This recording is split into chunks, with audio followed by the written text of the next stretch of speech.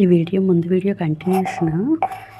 నేనేంటంటే ఒక 5 రకాల ప్రసాదాలు చేద్దామని అనుకున్నాను. అంటే గారెలు, హల్వా బూరెలు అండ్ దద్దోజనం, పులిహోర, ఇంకా ఏంటంటే శనగలు, ప్రసాదం శనగలు ఉంటాయి కదండీ! సో, దాంతో 5 రకాలు చేద్దామని ఒక సైడ్ రైస్ పెట్టేసి ఇంకో వైపు అయితే కుక్కర్లో శనగలు పెట్టేశాను.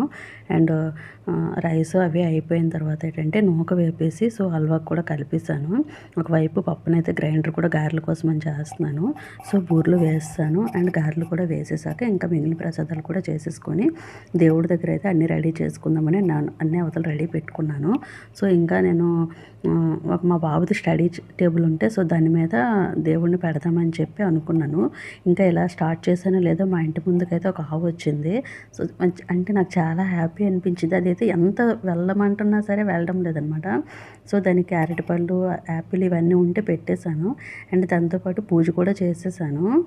సో అంటే ఇంట్లో పూజ అవ్వకుండా ముందుగా అమ్మవారికి స్వయంగా చేసుకున్నంత హ్యాపీ అయింది.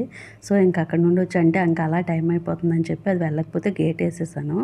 వేసేసి ఇంకా లోన్కొచ్చి ఇవన్నీ అమర్చుకున్నాను. అమర్చుకున్నాక ఏంటంటే ఈ ఈ సంవత్సరం పూజ ఏంటంటే చాలా స్పెషల్. మీ అందరితో షేర్ చేసుకుంటున్నాను. ఇంకా ఏంటంటే మా ఫ్యామిలీలో అందరం కలిసి కూర్చొని చేసుకున్నామండి. మా వారు కూడా ఈరోజు ఫ్రీగా ఉన్నారు. సో దానికోసమని అతను కథ చదువుతుంటే నేను అలా పూజ మొత్తం చేసుకున్నాను అనమాట. మా పిల్లలు కూడా దాదాపుగా 11:30 అలా అయిపోయింది పూజ అయ్యేసరికి. అప్పటి వరకు తినకుండానే ఉన్నారు.